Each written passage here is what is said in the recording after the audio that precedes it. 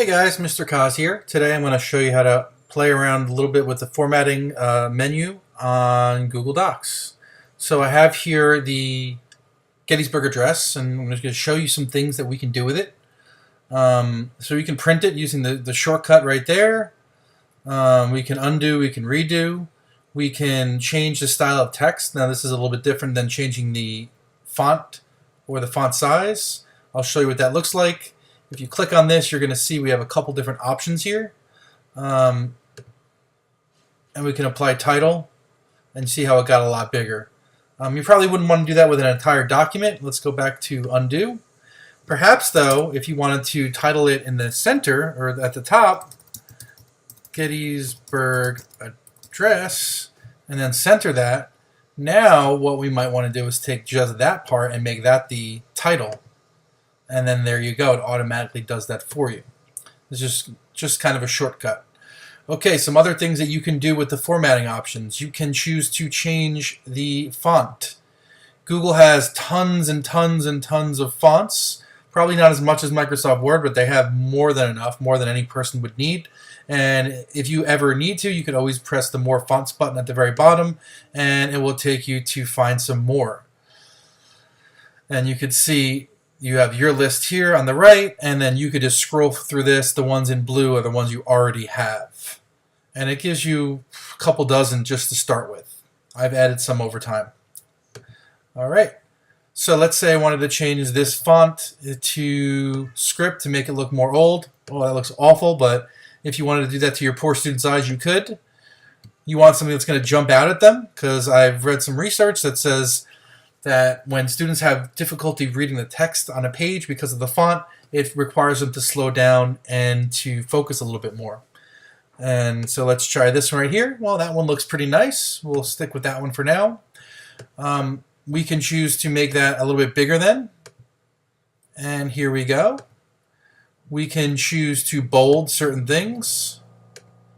There we go. This font is kind of already in bold. So if we were to change this font to something else, say, where is it? Arial. Now you can see this word has been bolded. You can choose to italicize some certain things in there, and you can even choose to underline for your students to focus on certain things. Okay, moving forward. A quick note on color. There's two things you can change about the color of your text in a document. You can change the color of the text itself, or you could change the highlight. Say you wanted just one sentence to be a different color, then you're going to be in the text, and you're going to click red. Oops, that highlighted it. We must have been in the highlight. So, we did it backwards. Let's go back now, and let's say we want to change the color of a text. Let's make sure that's clicked on. Yes, we'll make that text purple. And you can see this text is purple. And if you wanted to highlight something, you would make sure that it's on the highlight option and then click highlight. All right, some other things. Now we already kind of went over inserting links, but if you wanted to insert a link, you'd be able to do that by clicking that button right there. And you could click and copy and paste the link directly in there, or choose something that they give you. Okay, let's see how to center. Right here, center, left align, right align, or justify. That's really up to you. Spacing, we can choose to go with 1.5, maybe double. Really depends. If you have a student with an accommodation, you might want to use double space. Okay, you can do bulleted lists if you would like. So if you want to do like each paragraph as a number, we can do that. There we go. You'll press enter and it will create another. Press enter, create another. You can also insert bulleted lists, and you can do the just usual circles, or you can look here and you have plenty of other options. You have checkboxes, you have arrows, stars, arrows, this symbol right here. Finally, you can decrease the indent or increase the indent, and so you could keep doing that as it goes in, and you see each time I do that, the bullet is going to change. That's going to happen the same way if you're in a numbered list.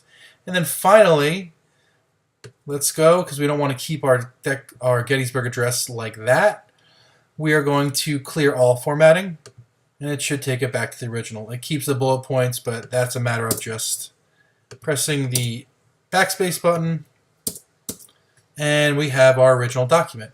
So there you have it. Those are some cool ways to format your Google Docs to make it more interesting for your students. Enjoy.